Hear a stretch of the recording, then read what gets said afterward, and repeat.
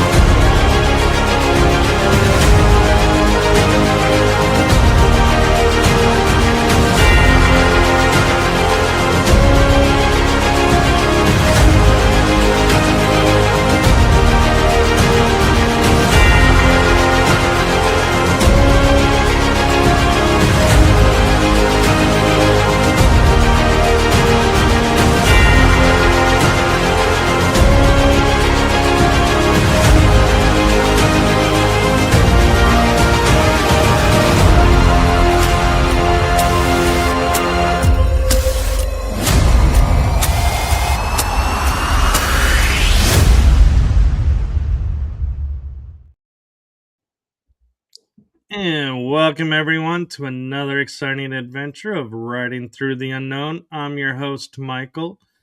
And today I have a special guest returning for her second appearance on my show. Wow, I'm giving my show away to you already. Wow, thank you. What a present. Okay. We had the blessing of meeting on Healerverse, and Oh yeah.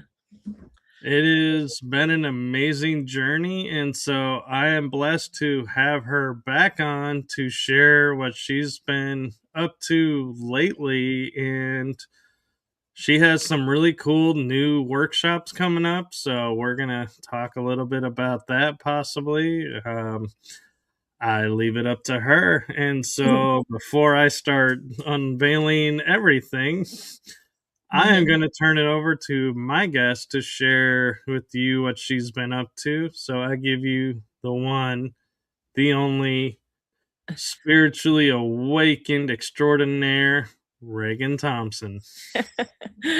Wow, Michael, what a really kind introduction. Thank you so much. Really appreciate that.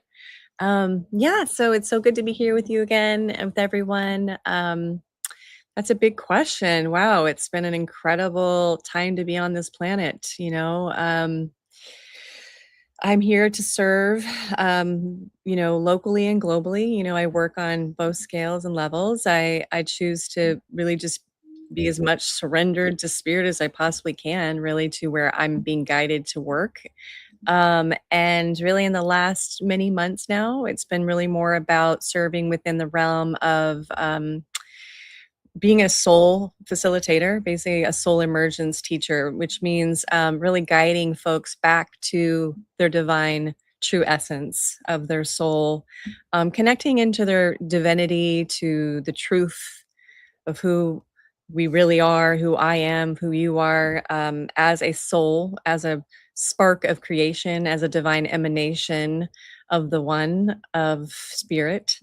And so, not to disregard the humanness, but to realize our divinely human nature. So, that's been the predominant mission. That's showing up in all kinds of ways. Yes, and speaking engagements, workshops, things like that, retreats. Also, in the development of a school, a spiritual school that's going to be an online platform. It's called a soul school. So basically, what I'm being told, it's to help souls kind of immediately awaken to that truth and then go on the journey of life in a school so that they can be held and supported. Everything from point of conception work, how'd that look for you? Was it conscious? Was it not? Really diving into when the soul comes in, to the birth process, all the way through the trajectory of the soul's evolution, to the death and dying process, the transition process, and beyond after that as well.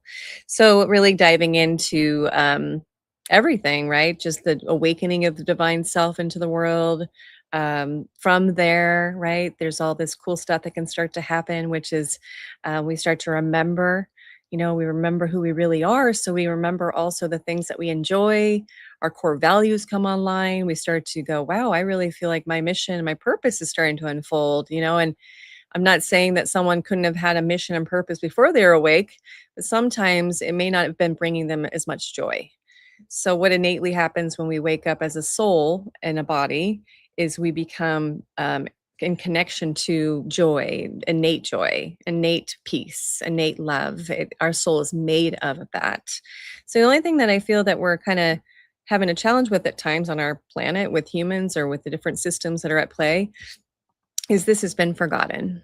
There's been an amnesia that's when, folks come into this world with, and they may not have had the blessing or the opportunity or even the karma and r- available to them at this in this lifetime to start to do the healing work to clear those cobwebs. So I just happen to be in a lifetime of all the lifetimes where again my soul came here to wake up and continue to deepen in that process and then to now also facilitate that process for others as well as help their souls to awaken, remember, and then hopefully move into service. So that's the other piece of the journey, which is that which I'm here to help folks line up with their soul's mission and purpose so they can go out and serve in the way that brings them joy. That's Yeah. amazing. And I'm in awe because I'm sitting here listening to all of this and going, I barely have time to do my paranormal stuff and podcast and research. And I'm like, that's three things. And you're like over there with like a dozen. And I'm like, am I like slow?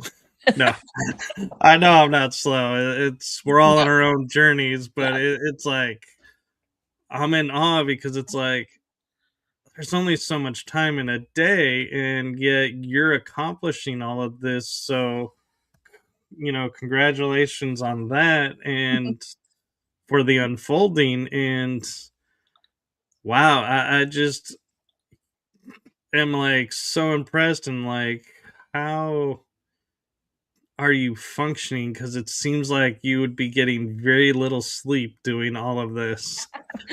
But thank you for that question. And it's just like anyone on this call getting experience this podcast together. I've been on my own unique journey of evolution and I think one of the beautiful benefits, like we were talking about, the soul's journey and the awakening of the soul is that we tap into this unlimited potential and power. And there is a lot of energy there. There's a lot of vital energy. There is I do sleep. I love to sleep. I think sleep is really wonderful. I don't sense that I'm sleeping as deeply as I could because I'm often traveling or working or assisting even I kind of see there's the waking world and there's the dream world and they're just two different worlds and they're both very real. And so, and I'm still human, I still have moments where I'm go inward and outward, I still need to, um, take time, I'm really all about that of which how can I serve that way? It's because I need to take good care of myself, right? So, I definitely have a lot of Libra in my system. So I am, I've done a lot of the work to bring that to the highest point of understanding, really. So meaning like my system is really in a place of consistent balance and trying to learn to harmonize within to process out what is not feeling harmonious and then kind of balance my world in a way that like, oh, time with self, time with other, time with world, time with service, time with children, time with marriage. I sense I sound like I'm just constantly working and I realize that all of that is the work. There is no compartmentalization. So meaning I get fueled by those different buckets really, and so it's interesting. I think that's part of my soul process. Not everyone's is, experiencing life fully and in a rich way really fuels me. right? So it feels like it's a lot for some. From my system, it feels like it's teaching me. I'm aware of the dynamics energetically. I'm aware of the programs, the patterns, how to unplug from the matrix. So it's like a dance, like a play, kind of, or something. So it feels really invigorating. I think that's where I get my energy. I used to get swept up by it, like for a lot of people, it's some of those programs and patterns that I also had within me felt very painful at times. I didn't always have, like, I also, like many, I came in very awake, and then I chose parents in an environment that was very challenging. So I definitely felt like I fell asleep a minute there, and then I got very sick for a while. I dealt with, like, high level depression and anxiety. And then that caused me to move into my healing work, right? And so kind of being at the darkest point at some point, like the darkest, like, oh no, I don't want to be here anymore, to go, okay, no, I still choose the light. I choose still love. And getting on that journey after that, I pretty much would say the spiritual journey for me started about 25 years ago. And I went pretty deep in, because I was so tired of feeling sick and tired. So, in a long-winded way, to say that I too have been pretty much where anyone has been if they've been in a lot of pain. It's just the only difference is, I think, because I hit such a massive amount of it, I was like, "Wow, I better do some work on this or I'm not gonna be here." And I kinda looked outside myself and I saw a lot of things to live for. I did. I looked at flowers and the animals, and I had some family members, absolutely. I was like, "Okay, I feel loved enough that I wanna stick around for them." I hadn't gotten married yet or had children. I was like, "I need to do some inner work or I'm not gonna be in this body." Right. I totally get that. And that is amazing. And um, I have moderators now watching over the chat and everything and helping out. And Yeah. so Jason kindly brought up your YouTube link and shared your YouTube channel with everyone. Oh, thank you. Thank you so much. Yeah, I have YouTube, and I have quite a bit on Instagram as well. We do consistent content, and really a great place if you want to go to raganthomson.com is where I have a plethora. It's like a resource center. It So is. that's where you'll find, I used to have a podcast show as well, and all the past meditations, and yeah, it's more like a resource center. So yeah, it's a great place to go to. Yes, and you're working on a book or Yeah. Yeah, I finished. another book? Yeah, yeah. I'm actually just a author within, I think I'm on my 4th book. Yes. It's with a company, a beautiful organization called Awakened. I've been invited to be an author with them a few times now. Very proud of the book that just came out, the chapter. I'm writing a chapter in each one with a group of authors. It's called The Awakened Healer. So, that's a beautiful chapter. It's really, an exploration of who I've become as this divine conduit of spirit, as the gift of which I share. Right now, spirit might say, next week, we're going to do it differently, and this is how it's going to go. But, there within that chapter, it has kind of a step by step guide around a process that I hold and share with others called the divine, emergence activation, soul emergence, divine activation. So, that activation again is soul, great, beautiful soul work, being guided back to your soul, getting to know your soul, a step by step practice and process. It was fun to do it because, a lot of times you don't put this into words until you need to put it into words. And you're like, how do I write that down? Right. How do I explain this in words? So I think it was done well, and it's been fun to write a few chapters. Yeah. Mhm. Talking about the soul, I just had an interesting thought pop in my mind is we talk about doing shadow work. We talk about doing inner child work. Nobody really talks about like inner teenage work or inner adult work, which I wonder if that's what we changed from inner child to shadow. We just changed the title. But Mhm. that aside, I wonder when you talk about doing soul work, are all of these in essence the soul work? And we just are car- what's the word? You said it earlier. Compart Compartmentalized. compartmentalizing. Yeah, it's a big word to share. It is. It's a bit of a tongue twister. Mhm. But is those the same? We're working on the same thing, or are we working on different things and the soul is different? Thanks for asking that question. Well, it is really all soul work, honestly. It's all those are all basically I it's good that we're chatting about this because I was just doing a meditation for folks this morning. It was called the Great Reclamation. And that really, again, things always happen in divine timing. So spirit was like, let's talk about, that basically work, all of that work is reclaiming ourself back home, right? Like bringing ourself home. So the ultimate great reclamation is bringing your all parts of yourself, your child parts, the shadow work, any part of yourself that has felt not welcome, not loved, not attended to, still kind of outside of us, not really home, right? Not like dissolved into your heart, into your soul, like this. It's true that when we do that great work, just whether it be through forgiveness work or whatever modality, prayer, meditation, EFT, there's all these wonderful things.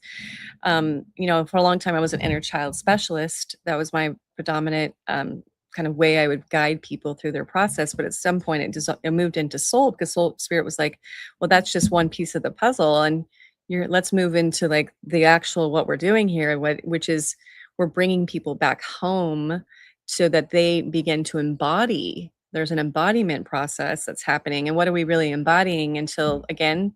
There's even a deeper evolution beyond soul, as you know. It's like keeps going, but the work that I'm being called to help folks with, which is a pretty nice chunk of work, is to do that inner child work, but let the soul be online the whole time as you work, right? Like really, you're guiding folks back to their soul as a way to start the process from there. It's not like, oh, I'm doing this inner child work, and as you know, sometimes that work can get a little loopy. Be like, well, I'm back to another part again, and it feels like, why am I here again? It's another part of the story. And sometimes we don't realize, but our process has begun to be processed by the ego itself or the child itself or the mind taking a hold of it. So more of a psychological processing. So what we're inviting in is, which of course we don't expect a lot of folks to be like, well, I completely understand that, because what I'm hearing from spirit is this is the new way forward for the planet. This is part of the new world processing system. This is a part of a maybe higher level of consciousness, quantum transformational kind of experience, light work, energy work, right? Spirit guiding us back to our soul, surrendering to that light, calling in the light, helping people with the parts of themselves that are like, oh, I don't know what that light is. Oh, like really just this nourishing, compassionate, energetic work. But yeah, the soul becomes really even just moment after the next, right? One practice after the next, one meditation after the next. It more and more some of that with good guidance and help and assistance initially, which is what we've been offering and teaching about. That dust that settled upon your soul's light is removed, and where it felt like we kind of have to depend out here, we begin to come home to ourselves. So we start to really truly feel empowered from within. And it's almost like our soul becomes our inner healer. Our soul becomes the facilitator. And the soul's like, come on home. I'm right here. There's just enough dust that's settled upon your light that has been removed that you're like, oh, that's why I've been talking about coming. That's why the beautiful master teachers and all those beautiful beings, they're in the statues and the images we see of Jesus, Mother Mary, the Buddha. Often there's a light shining from their heart, or they're literally pointing to their hearts. They're literally just there's this beautiful. They're like saying, "This is the home. This is your gateway. This is where you come home to. This is who you really are." And beyond that, you get to wear this beautiful vehicle. You get to be in this vehicle, this body for a short time, and this of which is here. Your soul is goes on beyond this body. And so what's cool about the soul work too is it's not about becoming something within it. It's about kind of letting go of everything that you're not. And so that's different than this ego-based, I gotta be something, I gotta do something, I gotta show them it's like the end of that. It's the end of the doing. It's the moving into the beingness and your beingness, your presence, your holy, holy presence of who you really are is here. And so does it help? Some folks are like, well, where's here? It's like, well, I mean, often in the chapter as well, we spoke of specifically there's a seat of your soul and it exists within you. It's helpful for folks to actually find that seat. And we kind of imagine it as this spark, this beautiful ball of light, this beautiful glowing soul that is in a seat behind your heart. And so I help guide folks to this seat and they keep going back there over and over again until you no longer have to keep going back there. You just live there. You just stay there. Yeah, and it's interesting you talk about it being behind the heart because I don't know if you saw this, but it was like in the 80s. It was like one report and then it disappeared.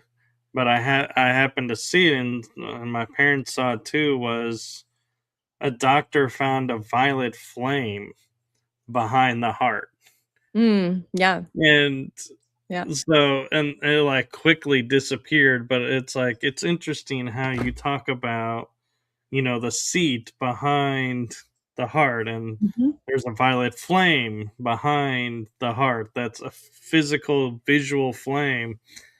And another thing that I recently discovered and you might find interesting is the sun is like the heart of our universe that we're in, Mhm. and it has a portal and black hole within itself, and we have portals and a black hole within ourselves. And it's interesting that you're like, yeah, everyone's pointing to the heart. Mhm. And so it's like, yeah, the heart is our sun and it's our Mhm. connection to the sun. And it's Mhm. just, yeah, it was interesting how you were describing it. I was like, yeah, it sounds like our connection with the sun. Yeah. Yeah. No, it is. Beautiful, stated. And I feel like there's been some various practices to kind of say the same thing, our connection to the central sun, our connection to, really grounding the light to the core of the earth and the sun. And really, there's a channel that moves between, and we are just like this light that exists within it. And yeah, I mean, I sense that yeah, I've also saw literature, only, like, maybe one other time, and it kinda disappeared from my life as well, and I also worked with a facilitator for a short time that did a little bit of this work, and, I remember it was so potent and powerful, but it was just like a small glimpse, and spirit was like, "No, no, that was a few years ago, and now it's not it's important to not make that a small glimpse." And that is like and maybe there's just was the time wasn't right, the consciousness, the frequency, the energy, there's receptivity to it now. Folks were like, "What is that?" And now it's like, wow, I feel that, I'm seeing that, and I am noticing that, there's this work has the potential, to bring you back to your divine I am, right? Your I am presence. So that of which is just, um, a place of feeling just at ease, and there's a peace in that. So I don't think it's by any accident that it was taken out of the literature, was taken out of the world, and then now it's returning, and it's here now, and it's needs to be probably kind of at the center of most practices, really. And I think that really, if there's a way to describe the great awakening, the awakened world, the new earth that's developing, that's with a lot of awakened souls. That's and also how do we build the bridge between the old earth and the new earth is we need them to wake up enough that they will choose to go to the new earth, choose to be in the new earth and that stream of consciousness and within that dimensional field. And that is a unfoldment, and and in sometimes in the past, it might have seemed like a long I'm speaking on behalf of my own process, like a longer journey, long, arduous kind of journey. I'm in awareness that there was a group of folks that came to be the bridge builders. I'm one of them. And so we did go through that kind of longer, arduous road. It built us within us a lot of courage and strength and resilience and tolerance. And it really is required to be able to create that bridge. As you can imagine, you're dealing with folks that are very against it, don't understand it. You're bringing them back to their soul and they're like, oh my God, I don't know what to do here. And I don't know if I'm going to choose this. So it takes a lot of commitment and bravery to keep showing up with those folks. But the good news is why I'm sharing it, is that the work we're talking about this soul work is it's very rapid in how it heals and helps.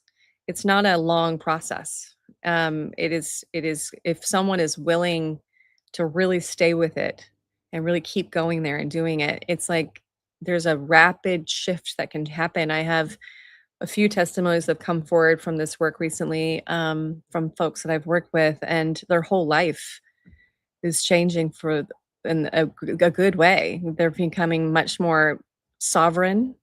They feel much lighter. They feel joy. They found their purpose. There's all kinds of, and this is all in very short amount of time, like a lot changing fast. So I just sense if I meet up with facilitators or healers that I feel in alignment with these days, typically, if we're really in alignment, they're usually like myself, a planetary grid worker, they're a divine I am transmission facilitator, they're working in quantum transformation. And again, I feel like that's the type of energy that's coming through the healers and the teachers that are really here to serve as bridge builders. No, I truly agree with that. And I kind of curious your thoughts on the spiritual world. It seems like we work on ourselves as adults, or we work on ourselves as the inner child, healing the inner child. But why is it, am I like one of the only ones that's really noticed there's no healing the inner teenager or inner young adult, inner adult? Because I mean, it's like, Just saying the words inner teen work. I mean, it's interesting because it's like, you look at all the different things in the world and it's like, yes, heal the inner child. Do Mhm. your shadow work. It's like, well, does the inner child grow up, or, what happens to, ego evolves. Does the inner child not? Is And so, yeah, I'm like wondering, why is there this piece missing, it feels like. Hmm. Well, that's a great, great question, and I can see where that is creating a contemplation. Um, yeah, like I said, that was the predominant work I did, and I still do with folks. I just did some more this morning, more soul-based inner child work. Um, the terminology is what it is, but what the truth is, with inner work that way, good, healthy inner work with inner child work that is effective. I mean, I'll just state on behalf of myself of doing tons and tons of inner child work to get where I'm at, to be where I'm at. It was highly effective and really, really needed. Was that, you know, the inner teen is definitely, for most folks, a lot of work to do there. If not all the work prior with the child, the baby, the 3-year-old, the 8-year-old, whatever age, sometimes folks, if they stay with it, you'll start to kind of memories, traumas, pain points, parts of self, parts like inner child parts will show themselves when they feel safe and ready. So, a good inner child specialist, I would say, or facilitator will guide you to the earliest memory. And that's where you start. You start at the root. You want to start when it was, let's say there's a belief or there's a fear that in your adult life, you're like, no, this feels really heavy, and then you take them back. Most likely you're going to find a root when that first began, so you want to start there. And often that isn't just as a teen, it grows and develops over time into the teen years. So the child work is what it is. It's a lot of this can even happen, like I was saying, with the soul school, right? Point of conception. What was your mom saying in utero? How did that go? Was it a conscious conception, or was it like an accident? There's so much that already happens before you become a teen or a young child, it's like a lot is already unfolding. The ego's in its full formation by age 7 usually. So already you're dealing with this voice that's like, "You're not good enough, and yeah, that's real, and you need to worry about," just you're like, "Oh, what's happening? I have all these voices." Already that's a good amount of work for a lot of people, and depending how much, karma you came in with to resolve and what your soul's lessons are, there's all these different kind of pieces of the puzzle, right? And so as you're doing that inner child work, some folks will be like, "Oh, I did a few layers of that, a few sessions, feel pretty good." Some folks are like, "Wow, I keep going back in, and it's like I'm going right back to the 1-year-old. I'm going right back to the 3-year-old every time. Something happened when I was 3, and then we start to dissolve that, and that heals." That doesn't mean that, when you go back and you have to now work with the 8-year-old, it's because now it's like the 3-year-old passed it on to the 8-year-old, the 8-year-old passed it on to the 14-year-old. So we just have to kinda keep moving through, um, and usually there's a few poignant spots there. There's a few poignant beliefs or fears or worries that got kind of trapped, and they kind of begin to be like a weed in the garden and start to move through these other timelines, right? And so then, yeah, I can tell you on behalf of my own personal process that my biggest wound was at age 15. It was a teen. And it took a while to get there because I needed to do that pre work in order for her to feel safe to come forward. So, yeah, eventually, I find that a lot of folks with the teen work comes a little bit later and they're like, "Oh, I had no idea." And then like the big like spirit's like, "I will never give you more than you can handle." And you're like, "Oh, Right. that's where it's all at," it's, like, stored in this moment. And usually that's really also because for teens I have teenagers, I actually have 4. I have 4 teenagers right now, and, I this a lot of their unresolved wounding, pain, karma, um, it starts to become, like, not just felt, but they start to show you, like, where those patterns exist.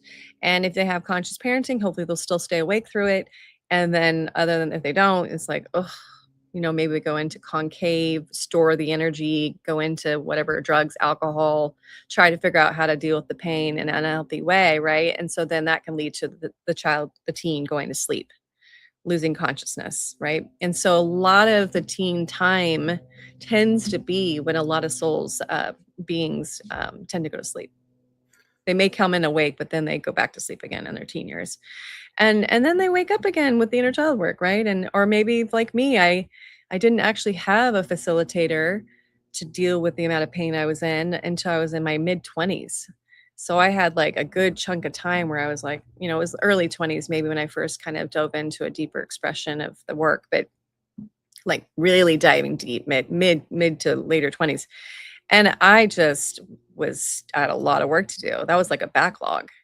So, yeah, I hope to say just that it's called inner child work, but it definitely now even then can involve past child and teen, right? Like then if you eventually do your work, it's like a inner adult, inner young adult. And you're working with your inner young adult and it's like, oh, my adult self, my present self, like it keeps moving and then eventually what I've noticed is that you still will always have your inner child, and you want to have your inner child, that's a part of your soul's makeup. That is a healed child, that is a joyous child. It is the child that we don't want to lose. It's the one with the wonder and the imagination and the creativity and the play. A healed, joyous child exists with the inner child work. And I kind of feel like as the inner child heals, our abilities, if you want to call them abilities or gifts or whatever term you want to use, I feel like are either enhanced or maybe go dormant because they were designed to bring about that change, that healing.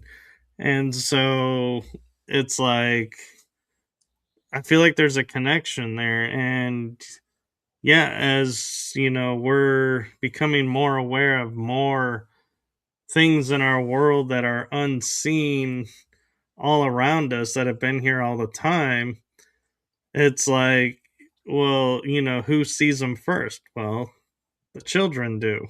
Mhm. Yeah. And so as Yeah. we as adults, it's it's almost like the Peter Pan effect, Mhm. where, I was just thinking about this with the movie Hook, where they showed Peter Pan grew up and he lost the ability to see the magic in the world, Mhm. and they're all having to reteach him, and it's like he's failing miserably at it until they sit down to eat, and he's like, "What do you mean there's food?" And then all of a sudden this food fight arrives, and Mhm. they're like, "You can see. You're Mhm. back. You Mm, you yeah, can." And yeah. it's like, yeah, and it's like I kind of like was like, to me, the Mhm. feeling of we're we look at ourselves as awakening and evolving, but I feel like it's quite the opposite. Is we're awakening, but we're not evolving, we're becoming. Mhm, Like, we're exactly. remembering. Mhm. Yeah, that's a lot there. Well, I mean, a couple things based on your share. One, you know, a lot of the soul gifts, I would call them, more of these higher abilities or soul gifts or um yeah, our energy centers being open to be able to like hold and share are these beautiful gifts that we have come in with. And a lot of people have these gifts, but they've become dormant. There's a lot of reasons for that. One could be in a past life, they were misused. So they kind of shut them down themselves because they're like, well, I didn't use that in a very healthy way. I don't want to do that again. So that's a healing process that needs to unfold to trust in oneself and one's power. Another one is to not have been nurtured or supported to have those gifts and by your family and to say like that's a really great thing that you have going on. It's called this or it's called that and we want to support that and we believe in that and that's super important for a child to feel that to not shut those gifts down because we can actually shut them down energetically and on a subconscious level just discard them, and turn them off and turn off our energy centers that way. And to, so that's why we do the inner work, right? Because then we begin to not only clear in the blockages, the cobwebs that settle upon our light, but as our chakra centers start to become more functioning well and traveling and working in unison with one another, and there's no more uh, disjunction between them. It's like a unified system. Um, all kinds of stuff. But also, one of the blessings of soul awakening is soul gifts coming online. So it's kind of a can be gradual for some. Sometimes it's like a whoa, just all of a sudden. That's an interesting karmic possibility when it's just like that, when you hear about that. I know stories of that. I would say as soon as for my own personal experience that when I went to sleep and went through that massive shift of feeling well, came awake, fell asleep, woke back up, it was like this like literally feeling like alive again, like just like, oh my God, like here I am again, and I certainly did not think that. I remember as a child being very magical and in the fairy realm and experiencing this cool stuff and being able to move things and change things and all kinds of and then if I shared that with someone, they'd be like, right, sure you did, and I was the youngest of three girls, three daughters. And so I remember I was in a family where they're very strong, very powerful people, and they're all like, "You're a little girl." And so I chose wisely to experience this, like, kind of discarding me on a spiritual level, and then to kind of go, oh, maybe they're all right, and self-doubt and all the things that I went into. Okay, well, I'll just get really into sports. I'll just do whatever they like to do, and all that just was a part of the soul's journey for me, and so when I woke back up, I quickly started to remember. I mean, I literally had my first facilitator, a healer, a teacher that I work with who was just an angel. I was so grateful I found her. And as I started to do just few months of deep work, just crawling into in and out of the office, like, "Oh, I'm back again. I have so much." And then, like, groveling and just releasing and releasing and such good work, and another session, I just stayed with it, right? I stayed really committed, and I kept coming in for more, and pretty solid 6 months, and then suddenly I was just like she's like, You're a teacher of teachers. You're a healer of healers. You're here to help the planet and heal and help them." And I was like, "What are you talking about?" I was just awake enough to go, That could be true. I'm not sure." And then one gift after the next started to come online, and then I could feel very shortly after it was time to open a practice to be able to help others, and all my first clients were healers and teachers. I was like, I don't know why they're all lining up, but and it was just what was magnetized, and meaning, so it's also that, it's a lot of us have not felt safe to express those gifts, supported to have them online. I think that's gonna change now a lot. I work with a lot of teacher and healers now that are literally that's their work, just to keep nurturing folks' gifts to come online. Just be like, "You got them. It's okay. You're not weird. You're not different." "Yeah, I do see things and I do feel oh, and I can and I see ahead," and just starting to trust in those gifts.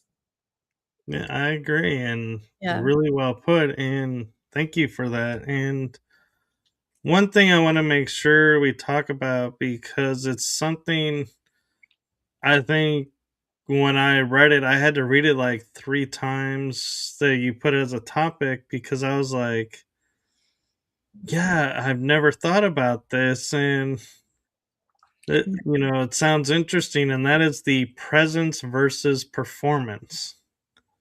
Yeah. Yeah. So can you Yeah, sure. share some Yeah. of what you're referring to and what that looks like? Yeah, of course. Thank you for asking. Well, like we were saying earlier about returning back to this beautiful, true divine essence of your soul, your capital S self versus your lower S self, yourself, the lower self. The capital S self, our soul, is based in presence. There is no doing, trying, pushing, forcing, performance. Look at me. I don't it's not seeking validation, acknowledgement, approval. That when you really truly come home to your truth, there exists just presence and spaciousness and peace, because there's none of that exists anymore. The lower S self, which would be more like our identity self, the egoic self, really any kind of really mostly the egoic self, m gets us kinda wrapped up in what's called performance. A lot of the path, as far as I understand, and I'm hearing from spirit, and this is kinda something I teach, it's not the path of becoming, it's the path of unbecoming. It's about sloughing off all that you're not, so you can just be like this spacious container of like light and love, and spirit can guide you and you can be used accordingly. And you can say, "Hey, this is my mission. This is my purpose." Spirit's like, "Great. Well, I've got this wonderful assignment for you." You're like, "Great." And then there's like joy in that and creativity in that and abundance and prosperity in that. There's no performance in that path that we described. That was a surrendered state to spirit of presence. The other one where the ego gets involved is like, "Okay, mom and dad said you need to do this, and the world thinks you should do this, so I better do this, and you should do this, and if you don't do this, they're not gonna like you, and you won't be loved, and you're gonna be ostracized." You're like, "What?" And then suddenly we're listening to this voice and we're performing. We're like, "Okay, well, I'm in this job, but I don't really like my job. And I'm a doctor. So people say I'm a really good person and I'm making money. But when I go home, I feel really tired and I don't feel excited about it. And I don't like this job. But I'm performing. I'm doing the thing that I'm supposed to be doing because people say that's a good job." And then my mom and dad said I should be a doctor. So I'm a doctor. And then now I'm a doctor and I really don't like it. And I know it's good for the world, but when I really check in with myself, I'm actually very creative. I'm an artist and I love to do healing work with people. Example, right? So we need doctors, of course. There's folks that are lined up in their soul process to be doctors. There could be some that are like, actually, I'm really super interested in the holistic field of medicine. I I've been very much in the medical, and gosh, I've been kind of over here, but really where I want to go is here. Like I feel a calling to it, but I kind of can't get out of it because I'm still stuck in this. And I call this kind of the need to, the have to, the shoulds, the supposed to world, right? Right. The ego gets involved. It's like, you need to do this and you have to do this and you should do this. And if you don't do this, and it's always based on sort of like a tactic to say, if you don't follow this like way, then you will be abandoned, alone, and no one will love you. Which is just like a bunch of hogwash, as you know, Michael, because if we truly come home to ourselves and our soul and spirit, there's an abundance of love and peace and protection and belonging and wisdom and all of that inside of us that we don't have to seek outside of us. So we're on this constant treadmill within the performance of trying to seek it outside of us so that we can finally feel good and well and safe and people love us. But as you know, you can't control the outer world. You can't control what people are going to show up like. You don't know if you're going to lose your job tomorrow. You don't know if your mom and dad are going to pass in the next week. You can't control that. But what we can in a healthy way control is our how we are in our reaction to the world, our response to the world, right? And how we treat ourselves, and that of this self-love and this self-compassion, this self, this self-healing, we start to really trust ourselves. We start to come home to ourselves. We start to do that inner work that is needed to kind of clear those cobwebs. And we start to feel like, wow, I also can trust in my voice, my intuition, my discernment around my choices, my decisions. I'm not at the whim of the world anymore. They don't get to tell me who I am. I know who I am. Right. And so that performance goes offline because you're no longer trying to like be something for people. You just, you know that even if they all left you, you would still be loved because you are love, you know? Right. And I kind of love the synchronicity of both the topics that we just recently were talking about. There is an element to it that you brought up in the topics for the show, possibly. And I love how they've been like kind of there, but we're kind of talking around it. And that is how the fear creates false identity. And Yep. I just feel like right now it's like, we had two segments where it kind of was in there saying, the fear is what's creating this image. And we're Mhm. not like outwardly saying it, but that's in reality what we are saying. And so I was like, yeah, this seems like a great moment to bring awareness to that Mhm. aspect. And I just love how it's just like naturally coming up, and it's like twice I'm like, okay, I'll bring it up. I'll ask about it. I get Listening. it. I mean, yeah, fear is a huge part of the reason why exactly that identity even exists, that we have some sort of selfiness that says, I am this because I actually fear that if I was to dissolve into my soul and the light of who I truly am, then I mean, there's like gargoyles guarding the gate saying, "You'll be nothing. You'll be nobody will like you." Like, it's like, that's the fear, right? It's the fear. Like, literally, if you could imagine little gargoyles like at the gate, like, so you better not go in there. You'll dissolve into nothing. And it's like, actually, and you've heard this on the path, people are like, oh, that sounds so good. But to dissolve into nothing, into no one, to be as you be, like without this identity and with letting go of the mask and just being as you are, that doesn't mean that you don't have energy and you don't feel feelings and it's just you're no longer like plugged into the matrix. You're unplugged. You're free. You're liberated. You're a liberated soul. You're a sovereign soul. You are now in connection to your intuition, your energy system. Nobody gets to hang out inside of it. You're not fearing that if you don't like give yourself over constantly and let them walk all over you or whatever, or do the thing that they want you to do, somehow you're going to be alone, abandoned, and not loved. That is the fear. Like the ultimate, I think, two fears that exist on this planet is, I would say three, but yeah, fear of death is a huge one for people, which keeps them limited in living, right? They're like, oh, I'm gonna die someday. It's like constantly worrying they're gonna die, and then you're not really living, right? And then the fear of abandonment, the fear of not being, that they're gonna be abandoned if we don't follow some sort of way to be, and then fear of pain. People fear pain, and if we could just realize that pain is just our greatest teacher, and it literally within that discomfort is literally your lessons of your soul encoded inside of it. So the sooner that we just embrace it, learn about it, feel it, surrender to it, do the energy work to work with it, whatever, it's going to have a voice and it's going to say, "This is what I'm feeling." And you're like, "Oh, interesting." But we've been taught to run from it, resist it, react to it, right? Get away from it. The fear is like, "I'm just knocking at your door trying to help you evolve. This is your fear. This is your pain. You said you wanted to heal it, so here I am again." It's like, "Oh God, where's this fear coming from?" It's like it's the fear that you believe in, and as soon as you go, "Oh wow, gosh, is this even real? Oh, this is an illusion because it's masked inside of this projection of what has happened before that's happening now and will happen again." And the whole thing is just a trap of the ego itself to try to get you to stay small and safe and in your bubble and never to expand. The truth is it just is trying to keep its job. As soon as you dissolve and say, "You know what? No, I'm sorry, ego. Not sorry. Not buying into any of that anymore. I'm ready to expand. I'm ready to evolve. I'm not going to be limiting of myself anymore. I'm a divine light being. Have potential and power that is so great that I can literally expand my consciousness and awareness beyond my body to my friends, my family, the state, the country, the world, and send love."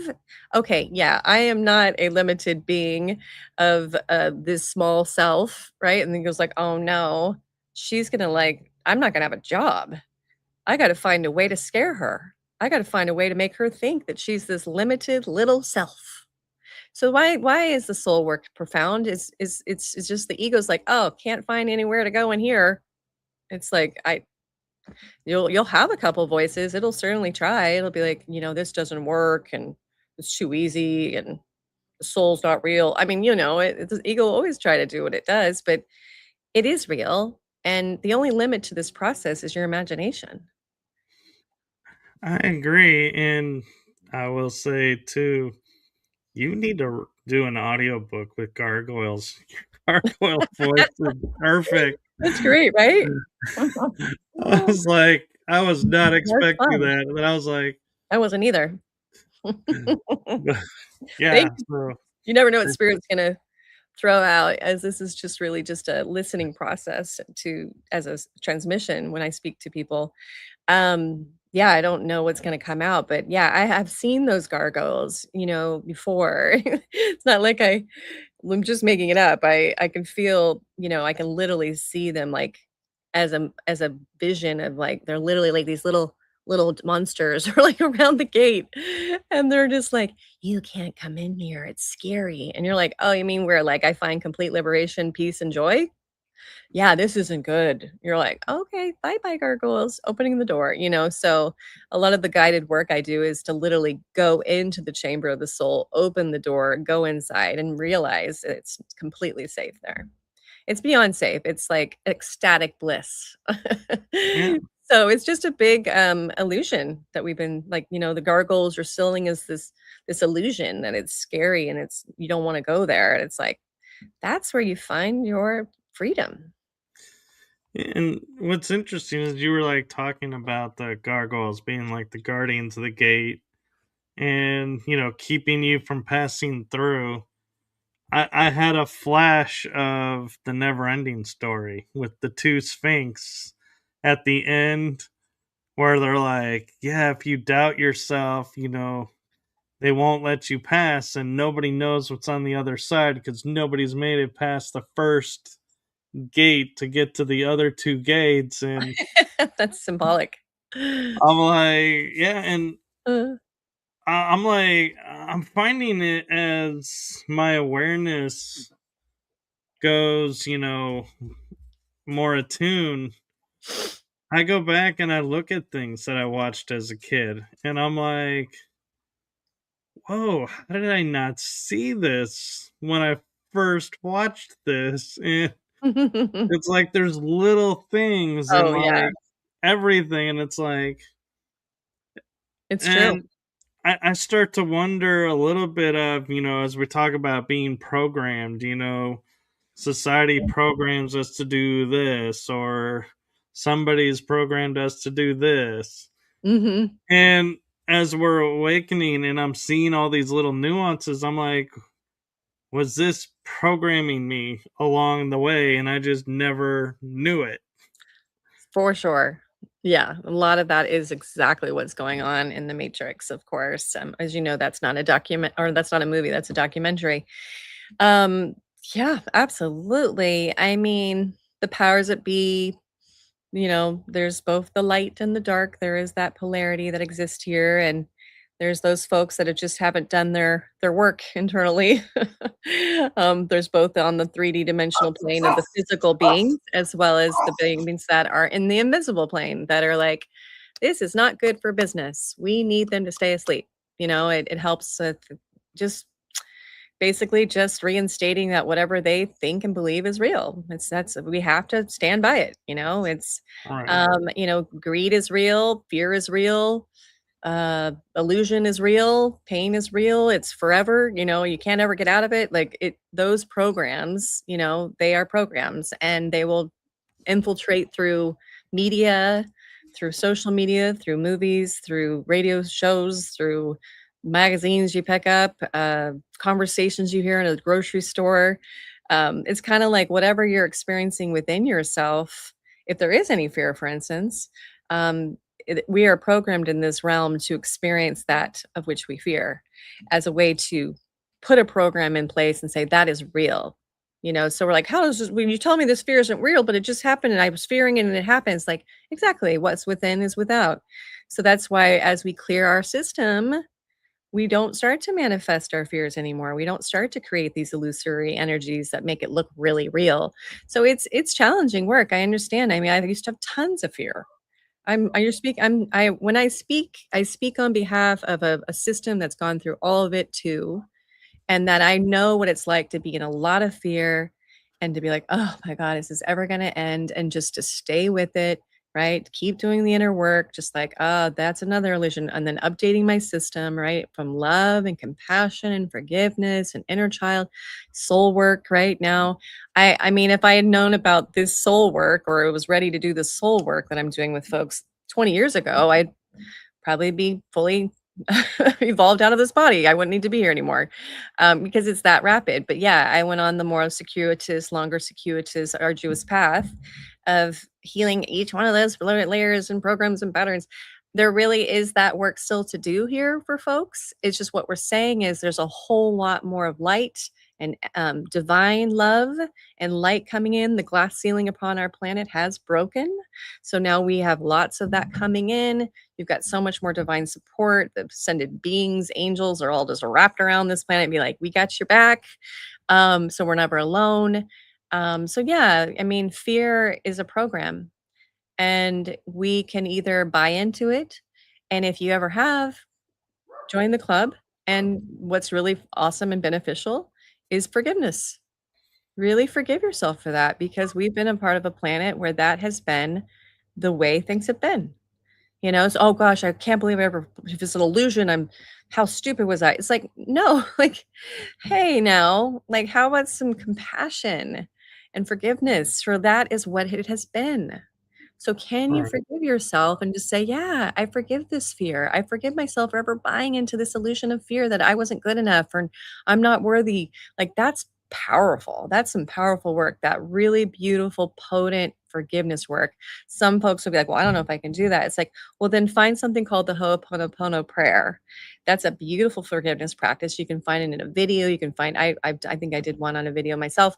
There's a lot of different people out there doing Ho'oponopono work, just like as a daily, just Ho'opono practice. It's an ancient Hawaiian prayer. It's super helpful.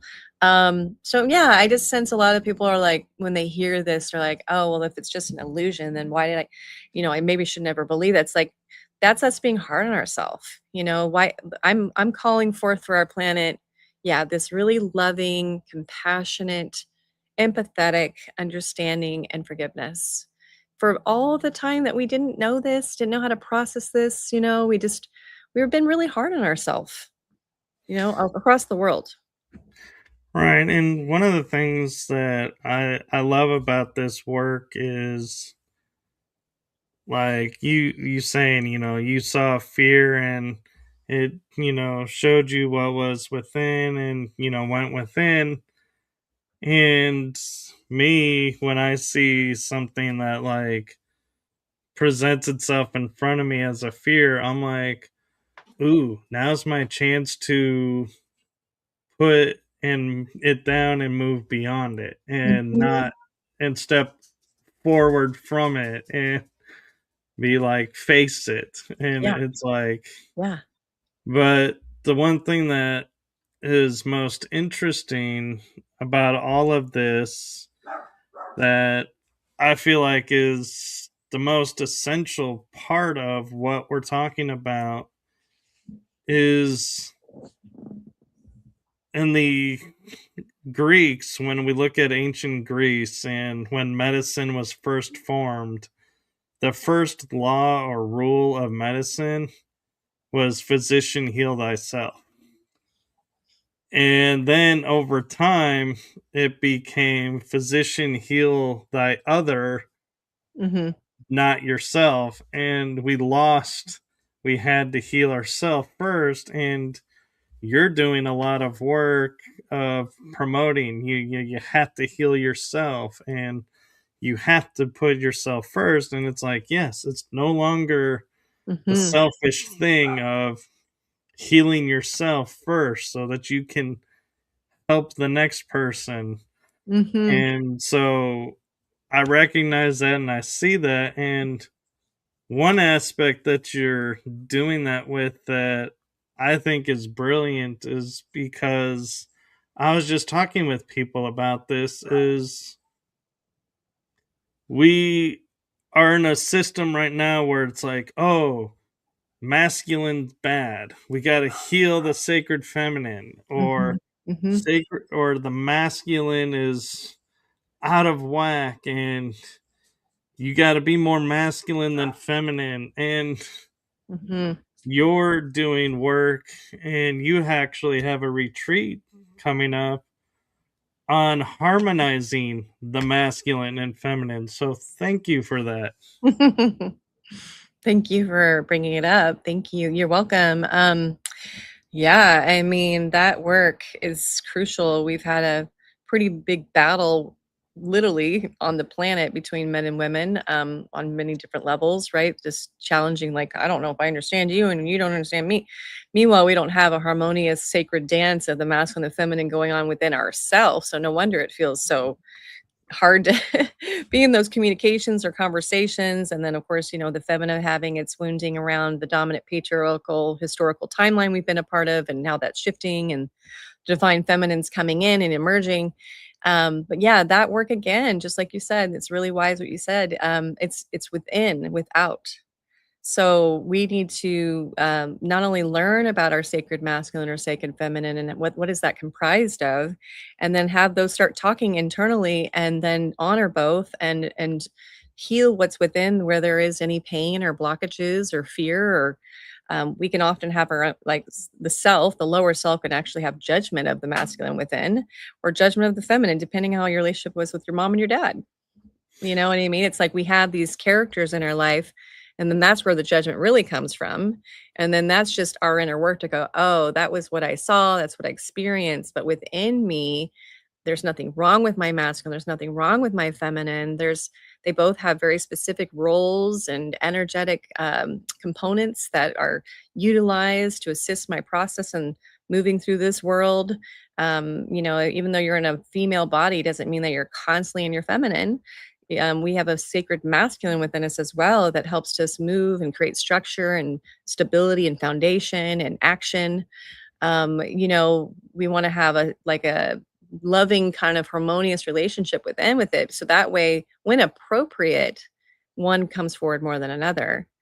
And that it's not like one's better than the other. It's just a appropriate moment of share in the world, right? And, Right. I'm really enjoying getting to know more beings on the planet that are doing this inner work, have done their work. I'm in another business for a music business called One Voice Collective, and the business partners I'm working with are existing very much in their divine masculine. It's two men and myself. And so we're getting to experience this very sacred masculine, sacred feminine business experience, conscious business. And it's fascinating and it's beautiful. And there's an honoring of both within that business.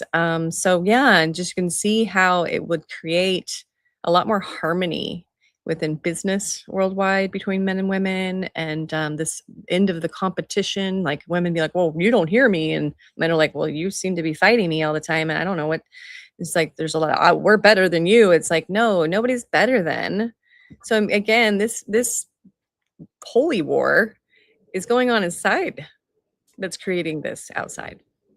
Right, and I was talking with a lady who was doing sacred feminine workshops, and I said, and I brought up the point like you were saying, like when, there's a lot of arguments between men and women where women are like, you don't understand me.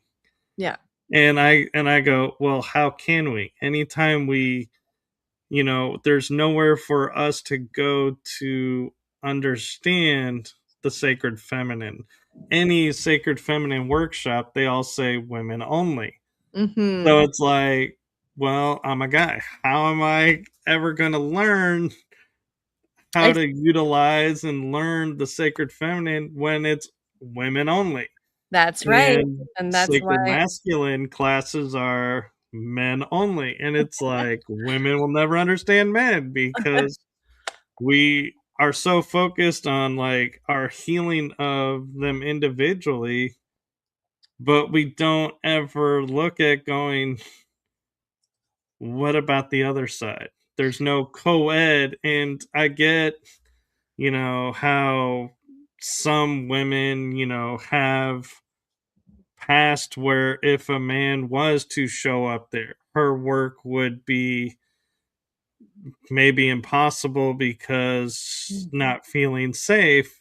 I get that, but then I also feel like you can't say to the men, you don't take the time to understand me or anything because there's no opportunities. Yeah, right, thank you for sharing that. I mean, that's the message I got. I was working with women predominantly for a long time, with goddess facilitation. I was a goddess facilitator for a long time, lots of groups and gatherings and retreats. And then maybe a few years ago, Spirit was like, time to work with men and women and bring them into a space and conscious collaboration between men and women, doing a lot of, again, local and global work in that way. And so, yeah, the message I have is that the sacred masculine, the sacred feminine work that's going to be happening, for example, in that retreat in November in Santa Barbara, is for men and women. It's for us to be in the room together. And um, we do set up a very compassionate, safe, loving container where I've seen this before, and it can be build a lot of compassion for each other, a lot of empathy for one another. It's like, wow, I had no idea. Like, for men and for women. And that compassion is really needed between the men and women. It's not a requirement. I understand there's parts of a woman, so I don't feel compassionate based on my experience.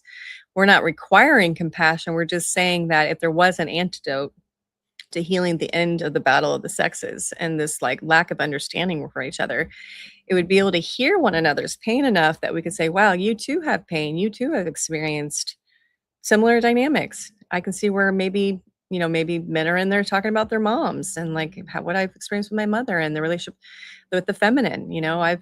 I've also defended myself and protected myself from the feminine, and women saying, "Well, I've done the same," and so it's like, huh, is it possible that we're all in this together?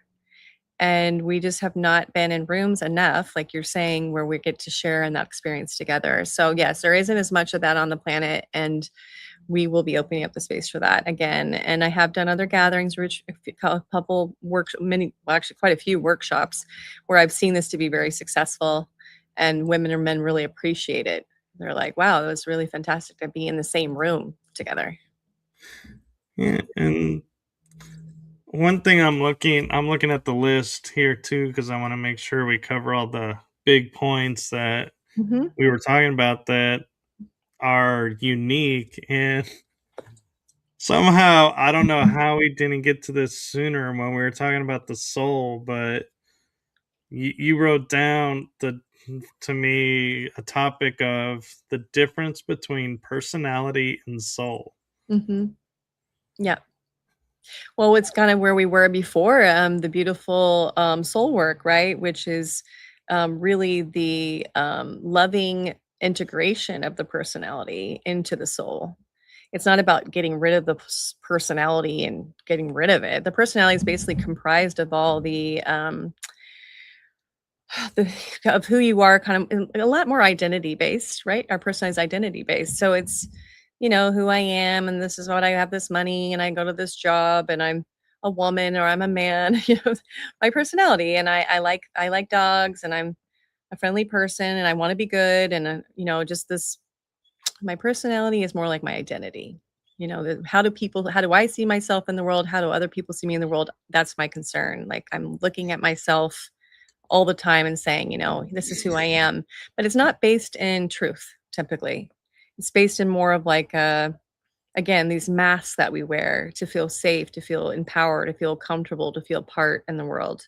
And so that's our personality. Our personality tends to, be in that realm of performance again, and um, yeah, trying to fit in, trying to feel like it belongs, trying to feel like it feels safe and lovable. So it kind of will do whatever it needs to do to get that, and that might not be existing within your truth. It's existing in whatever you have to do to kind of maintain your safety and to feel in control and loved. And that doesn't come from a whole centered, grounded space where your soul exists, right?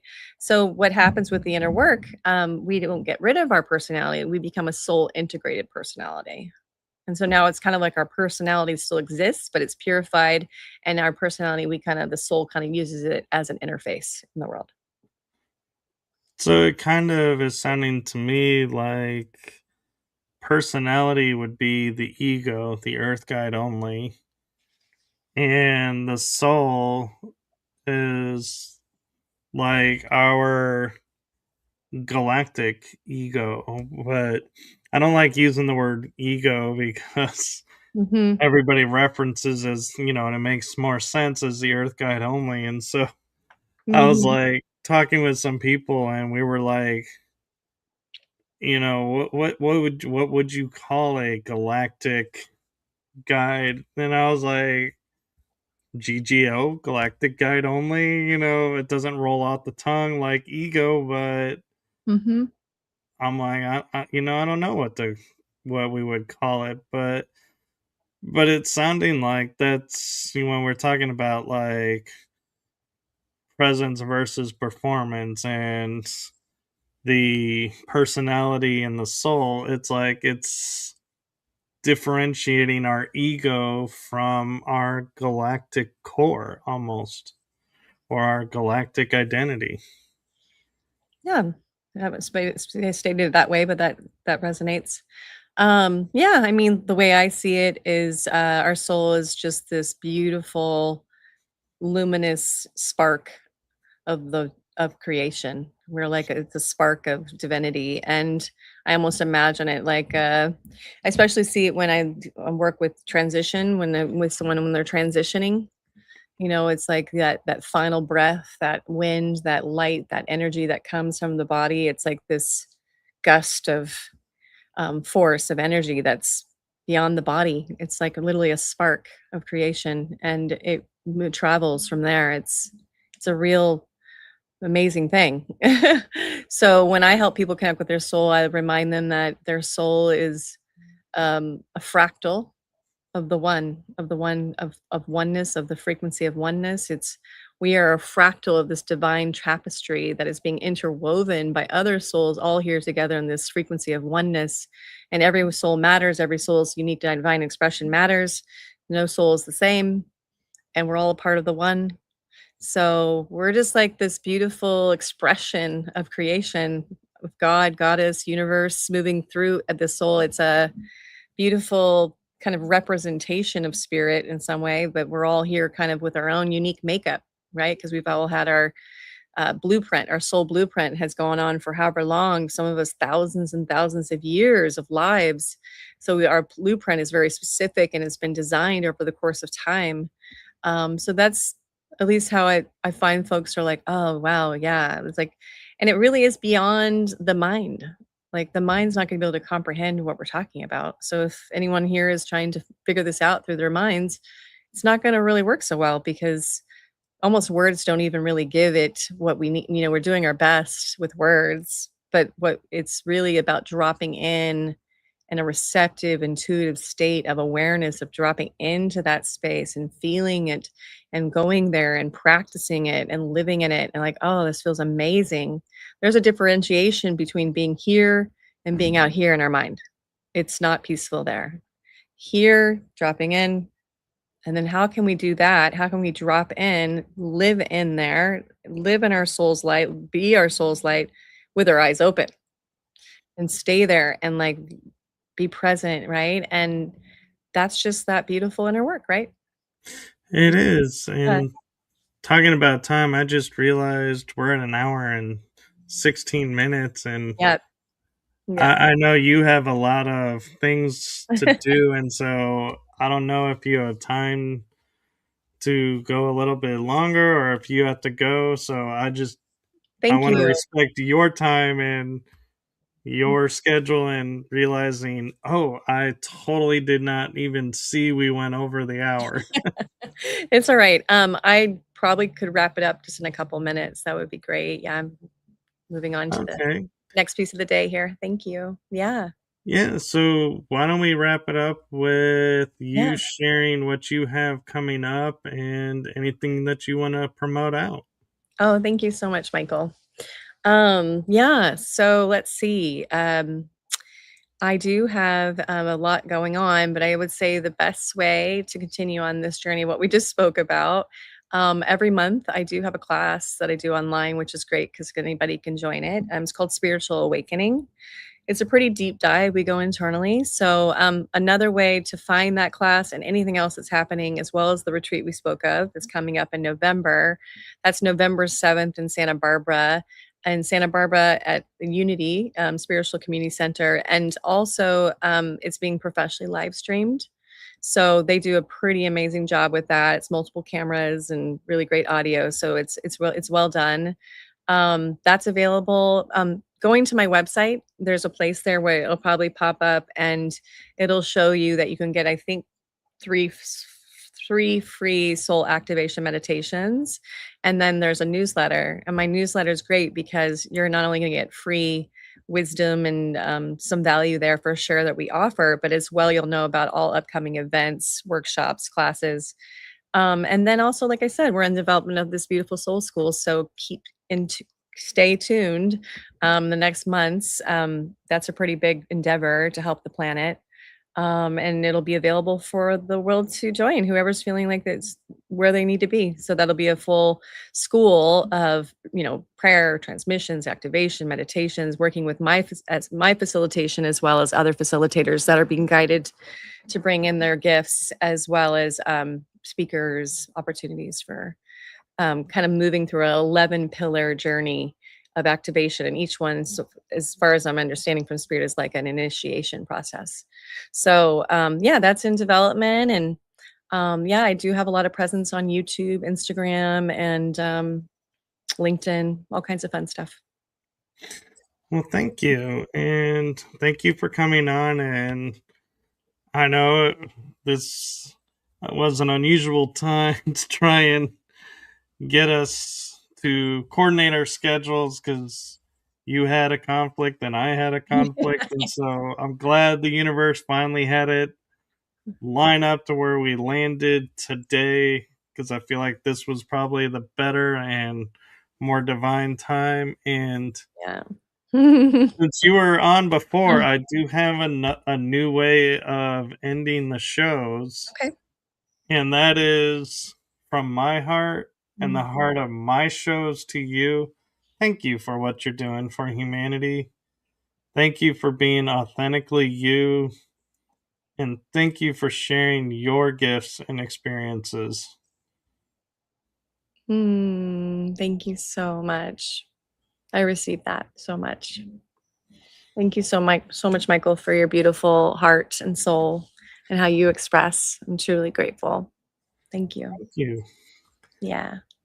I'm so glad the universe had our paths cross, and I do watch what's going on with you on LinkedIn and everywhere, and I don't always get to attend and watch things, but I'm aware, and it's like I'm like, ooh, what is she doing now? Ooh, I that's cool. And so I post and I share so other people may Thank see it you. too. Yeah, it's a whole interesting world, isn't it, online? Yeah, I was being asked to share my spirit was because I do a lot of my updated content on Insight Timer. So I wanted to mention I do have a profile there, and I do lives there. That's why I was being asked to say it. Besides the profile, but the lives are really potent and beautiful, and I'm doing them pretty much weekly. So if someone's looking to kind of dive in with me for like a 30, 40-minute meditation once a week, that's also available. Yeah. Yeah. Very cool. Thank you following and thank you for your support. I'm so Yeah. grateful. Yeah. So Thank do you. like, subscribe, and follow along on the YouTube channels and her website, my YouTube channels, because as you never know when she'll be popping in again and continuing our conversations. And as always, wonderful conversation and such a fun episode. So thank you. And Thank you. oh, Shelly says thank you as well. Thank you. Thank you so much. And have a wonderful day and weekend and a wonderful August. I can't believe we're already over half the year gone. Yes. That is a true that's another topic. Oh, yeah. Yeah, that's a wild topic. Yep. Mhm. All Thank you right. so much. Thank you. And with that, we're going to say goodbye, everyone. Bye, everyone. Bye. Blessings.